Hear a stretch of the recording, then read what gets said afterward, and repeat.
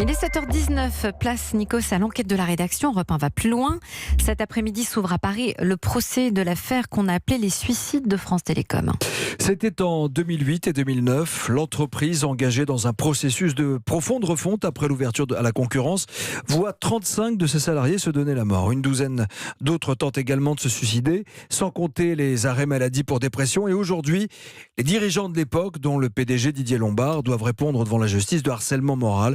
C'est une première en matière de harcèlement du travail et de harcèlement au travail en France. Bonjour Chloé Triomphe. Bonjour. Vous allez suivre ce procès pour Europe 1. Les témoignages que vous avez recueillis nous décrivent une politique managériale brutale, destinée à l'époque à faire partir combien de 22 000 salariés 22 000 salariés sur plus de 100 000, effectivement. C'est ce que la direction avait intitulé le plan Next, un plan de restructuration guidé par la nécessité de moderniser l'entreprise qui était confrontée à l'ouverture de son marché à la concurrence et à la révolution numérique. Alors pour ça, à marche forcée, par la porte ou par la fenêtre, selon la formule malheureuse de son ancien PDG Didier Lombard, il faut inciter 22 000 personnes à partir en 3 ans. Jean Perrin, ex-salarié, s'en souvient. On commençait à être convoqués régulièrement chez notre manager qui lui-même était sous pression. Il nous demandait si on voulait partir, si on voulait pas créer notre propre micro-entreprise ou bien si on voulait pas muter vers une autre administration. Mais il n'y avait pas d'autre choix.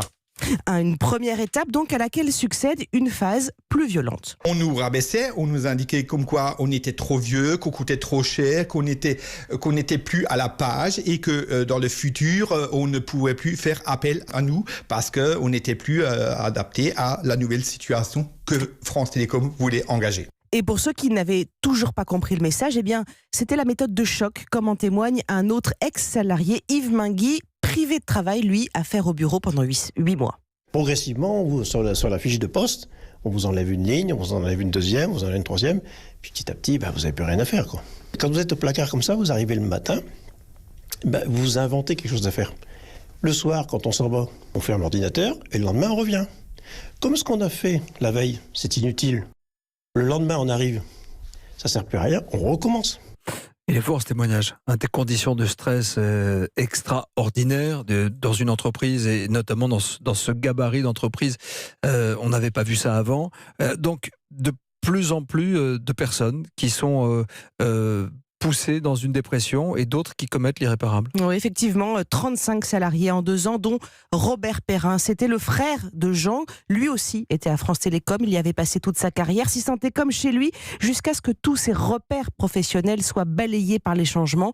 Et un matin, Jean Perrin a utilisé le fusil familial pour se donner la mort, seul dans sa maison. Il a laissé une lettre à son frère. C'était il y a 11 ans. La peine est toujours là. Elle sera toujours là jusqu'à la fin. Il me manque. Mais il faut continuer. Et quelque part, je veux juste que la justice, que ces gens-là nous disent, nous demandent pardon à toutes les familles du mal qu'ils ont fait. C'est ça qui est important. Et qu'ils reconnaissent et qu'ils comprennent qu'ils ont été, entre parenthèses, des salauds. Voilà, ce sont donc ces hommes et de nombreux autres anciens salariés ou leurs familles qui seront appelés à témoigner durant ces 2 mois de procès à Paris. Face à eux, l'entreprise France Télécom, bien sûr, en tant que personne morale, mais surtout, pour la première fois dans les annales judiciaires, son ancien dirigeant et 2 de ses plus proches collaborateurs jugés pour harcèlement moral. Vous allez suivre le procès pour Europe 1 ? Oui. C'était Chloé Triomphe ce matin pour Europe 1. Va plus loin, l'enquête de la matinale.